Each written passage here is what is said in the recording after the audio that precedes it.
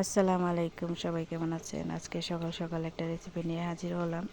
আজকে বানাবো কুমড়া ফুল দিয়ে ডিম দিয়ে একটা ভাজি বা ভর্তা, যে যেটা বলে।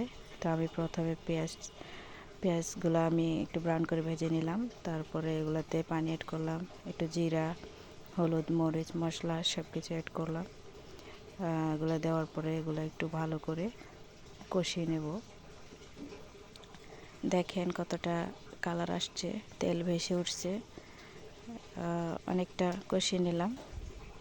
তো কষানো শেষ, ফাইনালি আমি এগুলাতে দিয়ে দেবো কুমড়া ফুলগুলো দেওয়া শেষ হয়ে গেছে। এগুলো আমি নেড়ে ছেড়ে, তো দেখেন ফাইনালি হয়ে গেছে আমার কুমড়া ফুলের ভর্তা ভাজি। এগুলাতে এখন আমি একটা ডিম অ্যাড করব। ডিমটা দেওয়ার পরে আমি ভালো করে নেড়ে ছেড়ে এতে দিয়ে দেব একটু ধনিয়া পাতা দিয়ে এগুলো আমি ভালোভাবে নেড়ে ছেড়ে সিদ্ধ একদম শুকনো করে ফেলবো, শুকনো করে ভর্তা করে ফেলবো। করে ফেলার পরে এগুলো পরিবেশন করবো। দেখেন কতটা মজাদার হয়েছে। চাইলে আপনারাও তৈরি করতে পারেন, খেতে পারেন। শীতের সময়ে একটা জনপ্রিয় খাবার। কার কাছে কেমন জনপ্রিয় জানি না, কিন্তু আমার কাছে অনেক ভালো লাগে।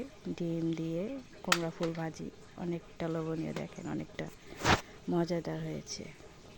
সবাই ভালো থাকবেন, আশা করি